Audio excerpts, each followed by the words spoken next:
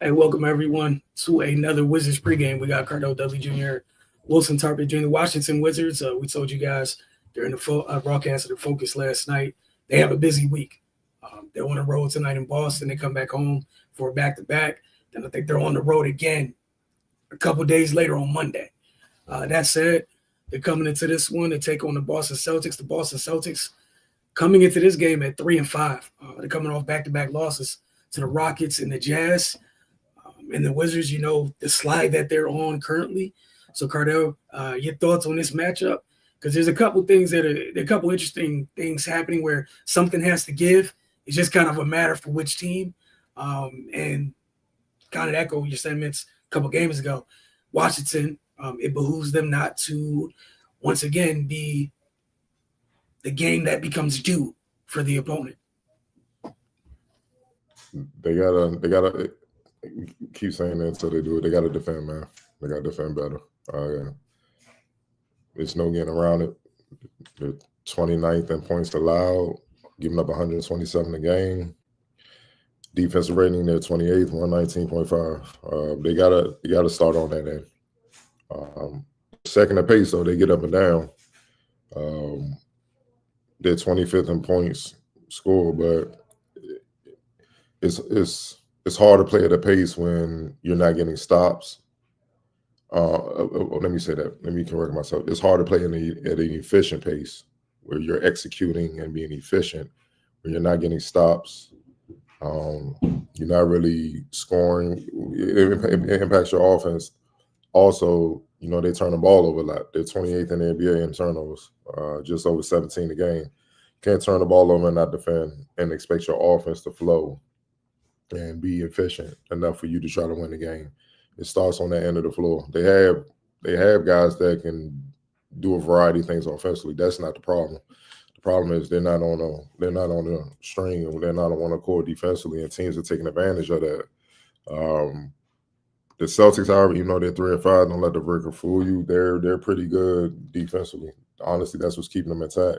Obviously they Tatum and all that. They lost a lot of guys in the free agency, whatever they had to let go. And then obviously the big one is Tatum, who's coming back from an Achilles. But like they're third in the NBA in points allowed, 109.6, and 11th in defensive rating, 113.6. But their pace is 30th. So this is going to be a battle of styles. Like the Wizards like to get up and run. Well, can the Celtics run with them, or where their defense halt the Wizards from running and make them have to play a half-court game? That's the main thing you're gonna have to see. Obviously, with the Celtics, everything starts with Jaylen Brown, with Tatum out.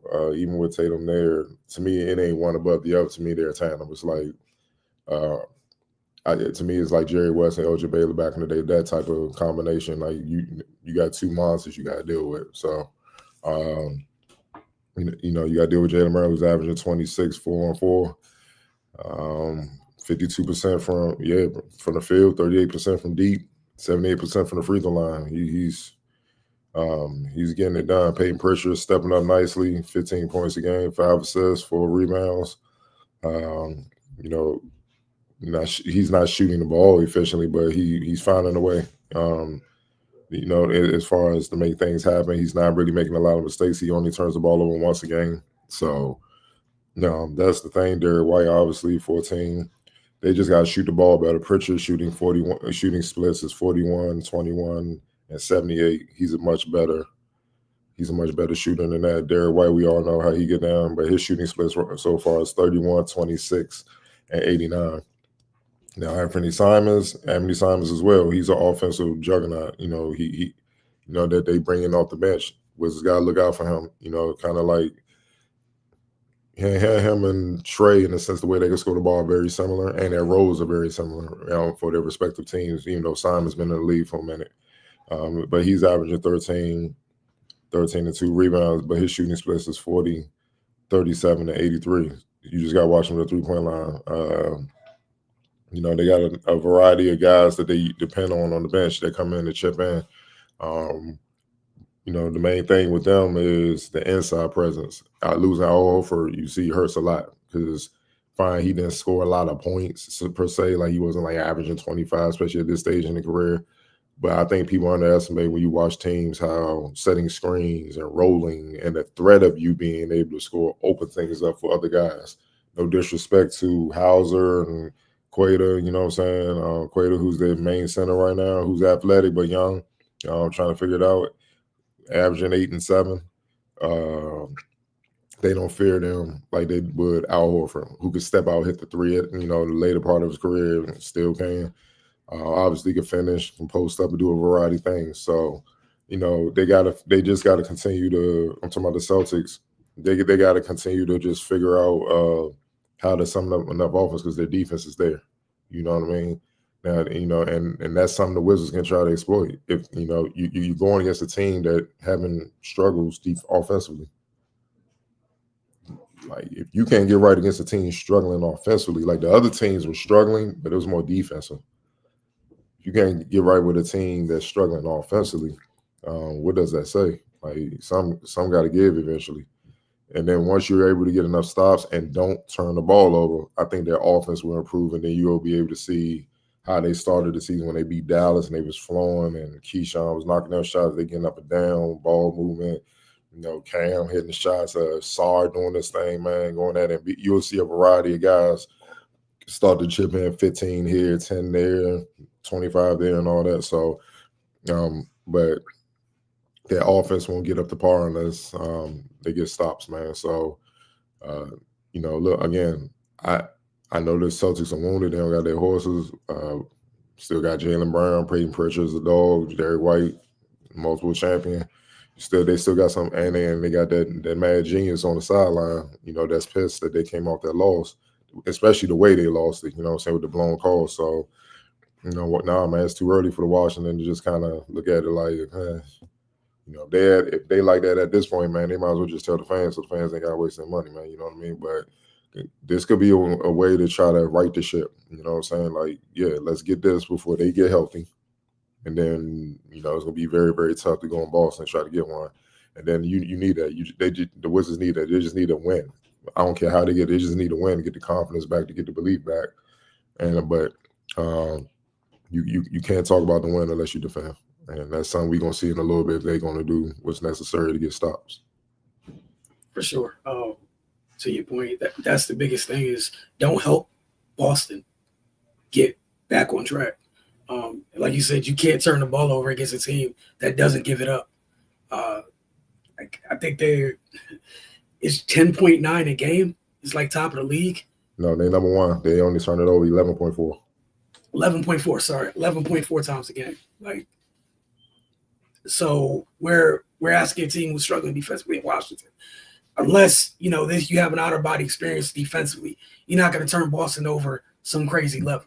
Not to cut you off, here's one thing to your point right now I'm going to throw at you. Mm-hmm. Boston is dead last in NBA in assists, 30th. Yep. They only 22 assists a game. They're dead last. So that tells you as a defense, it's a lot of one-on-one stuff going on. If you just do your job, you good. It ain't a more rack of ball moving where you just running all over the place, man. Go ahead. Now, that's a great point. I had that too. Is like the biggest thing was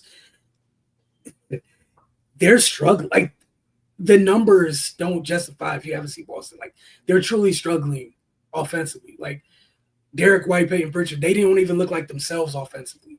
And again, they're not huge offensive players, but the roles that they play, they've been great in those roles. Mm-hmm. But they're struggling on that end. So like Boston, them struggling is almost handicapped.